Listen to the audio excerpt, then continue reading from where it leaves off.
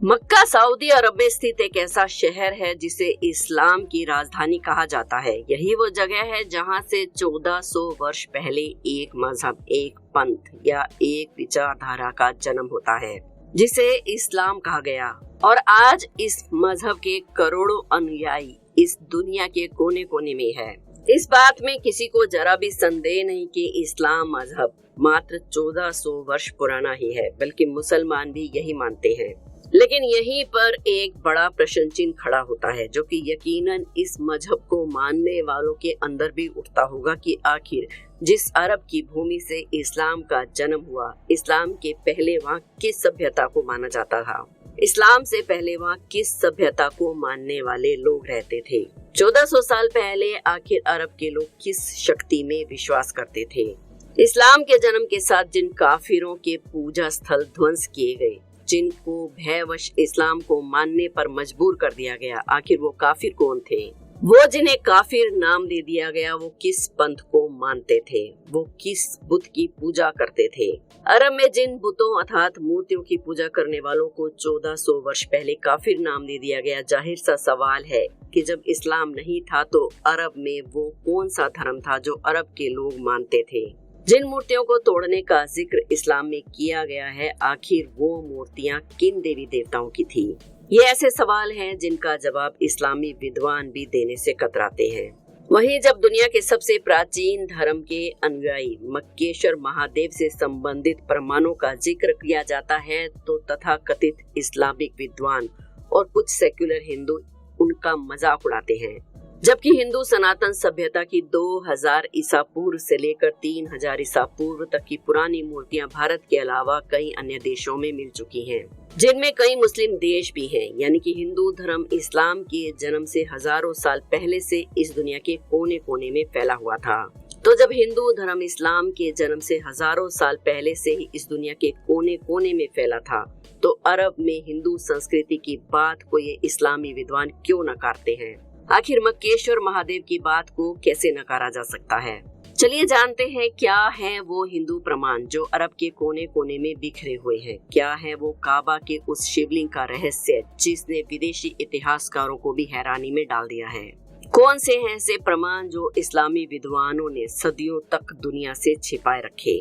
क्या है मक्केश्वर महादेव के वो प्रमाण जिन्हें देखकर आप भी चौंक उठेंगे? आखिर अब कैसे अरब की धरती से काबा का असली इतिहास जमीन फाड़ कर बाहर आ रहा है?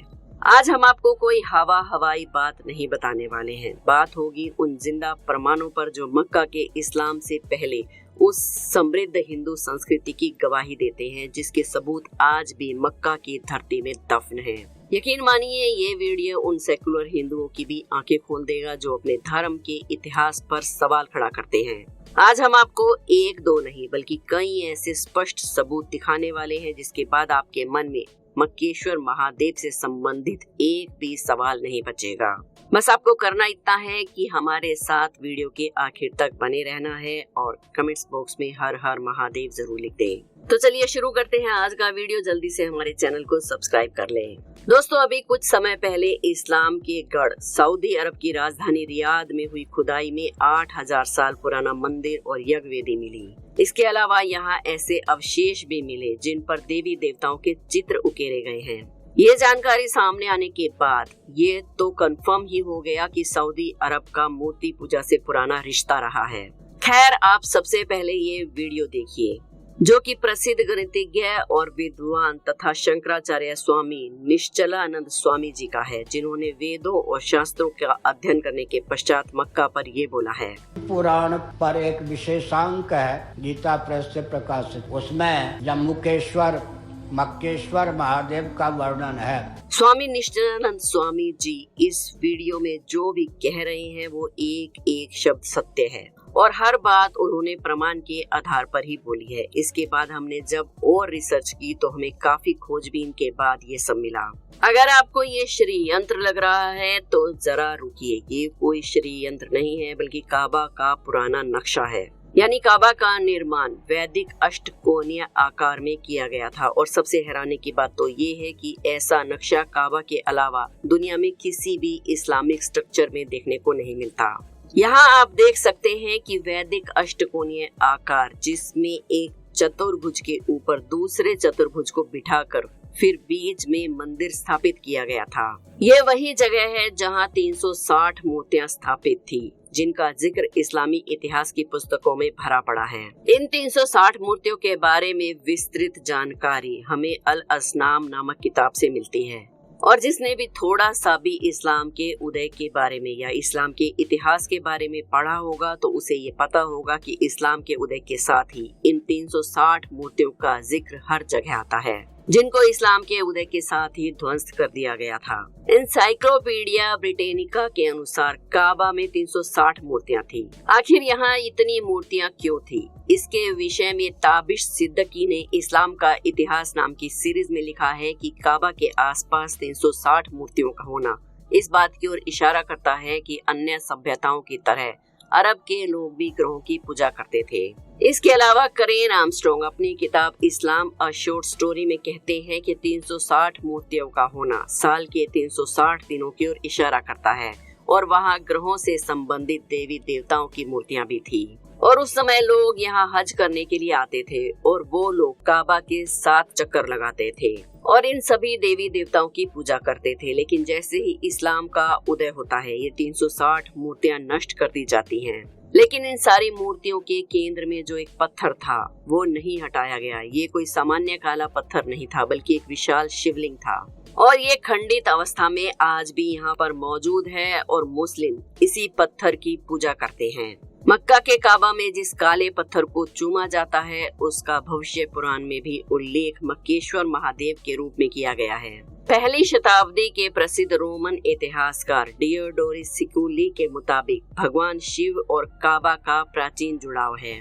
वो कहते हैं कि आज मक्का जिस जगह पर स्थित है, यहाँ के प्रमाण ये बताते हैं कि यहाँ पहले मक्केश्वर महादेव का मंदिर था, और इसी जगह काले पत्थर के रूप में विशाल शिवलिंग था, जो खंडित अवस्था में आज भी मौजूद है।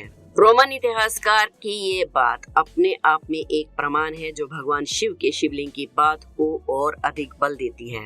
इसके अलावा एक दिलचस्प घटना का वर्णन भी हमें इतिहास में देखने को मिलता है, जो कि उस समय इस्लाम के उदय और भारत के एक हिंदू राजा से जुड़ी हुई बात है। ये बात है 680 की, जब मोहम्मद साहब के नवासे इमाम हुसैन मदीना को छोड़कर मक्का पहुंचते हैं तो यहाँ हज करना चाहते हैं, लेकिन उन्हें पता चला कि उनके खिलाफ साजिश रची जा रही है, दुश्मन उनका कत्ल करना चाहते हैं। इसलिए उन्होंने अपना इरादा बदल दिया, लेकिन वो बच नहीं पाए। उन्हें दुश्मनों की फौज ने करबला लाकर शहीद कर दिया। इमाम हुसैन और भारत के एक ब्राह्मण हिंदू राजा रहीब दत्त की गहरी दोस्ती थी।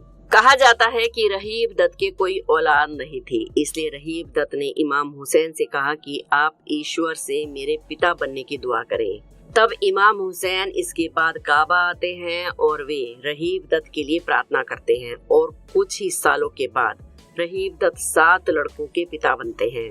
जब रहीब दत्त को इमाम हुसैन और करबला की जानकारी मिलती है तो वो भी भारत से मक्का पहुंच जाते हैं, लेकिन वो भी अपने 72 अनुयायियों और 7 बेटों के साथ करबला की जंग में शामिल हो जाते हैं, और उनको इतिहास में हुसैनी ब्राह्मणों का नाम दिया गया। दिग्गज फिल्म अभिनेता सुनील दत्त भी हुसैनी ब्राह्मणों के वंशज रहे हैं, और इतिहास में ये वर्णन भी मिलता है कि मक्का में दत्त ब्राह्मणों की कॉलोनी भी रही है। इसके अलावा अगर हम बात करें कथाओं की, तो सऊदी अरब के पास ही एक यमन नामक राज्य है, जिसका उल्लेख श्रीमद् भागवत में मिलता है। जब श्री कृष्ण ने काल्यवान नामक राक्षस का वध किया था तो ये यमन राज्य उसी द्वीप पर स्थित है।